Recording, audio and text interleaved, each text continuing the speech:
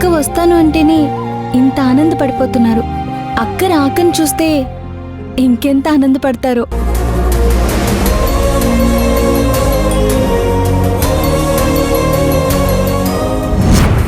కానీ ఆ ఒక్కరోజు కాలం కరిగిపోగానే కనిపించకుండా కనుమరుగైపోతాను.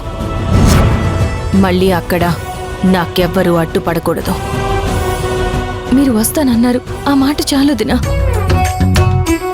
అక్కడ మిమ్మల్ని ఏ ఇబ్బంది పెట్టం. మీ అడుగు ఆ ఇంట్లో పడితే చాలు, మళ్ళీ ఆ ఇల్లు కళకళలాడుతుంది. ఏమా ఇద్దరు ఎక్కడున్నారు? భూమి, ఏం మాట్లాడుతున్నావమ్మా?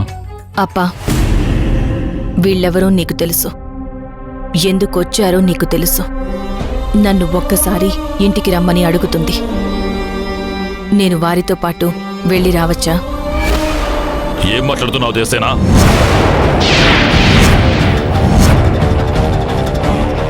అప్పా, నేనక్కడ శాశ్వతంగా ఉండిపోవడానికి వెళ్ళడం లేదు. ఒకే ఒక్కరోజు వాళ్ళతో సమయం గడిపి వచ్చేస్తా. వెళ్తావా? వెళ్తావా? వెళ్ళిపో. కళ్ళ ముందు నీ వాళ్ళు కనిపించగానే కడుపులో పెట్టుకున్న ఈ ఊరు అవసరం లేదు అనిపించిందా? పెంచిన నా అవసరం కూడా నీకు లేదు అనిపించిందా? వదినా అని పిలవగానే నీ మది పులకరించిందా? రమ్మని అడగగానే మీ అమ్మని చూడాలనిపించిందా? ఎందుకు స్వామి అంతగా ఆగ్రహిస్తున్నారు? తనెక్కడికొస్తుంది? తన వాళ్ళ దగ్గరికే కదా. ఇన్నేళ్లుగా మీతో పాటే ఉన్నారు. ఒక్కరోజు మాతో పాటు ఉంచుకునే అదృష్టం మాకు లేదా? లేదో లేదో లేదో లేదో.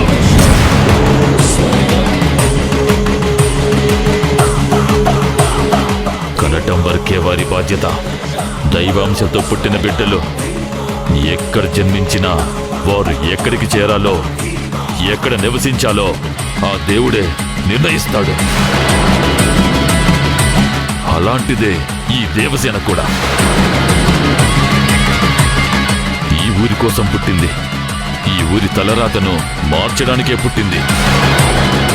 అందుకే ఎక్కడో పుట్టినా ఇక్కడికి చేరింది. మళ్ళీ ఆ బంధాలు అనుబంధాలనే సాలిగూటలో ఇరుక్కుపోతే ఈ ఊరేమైపోవాలి? ఈ ప్రజలేమైపోవాలి?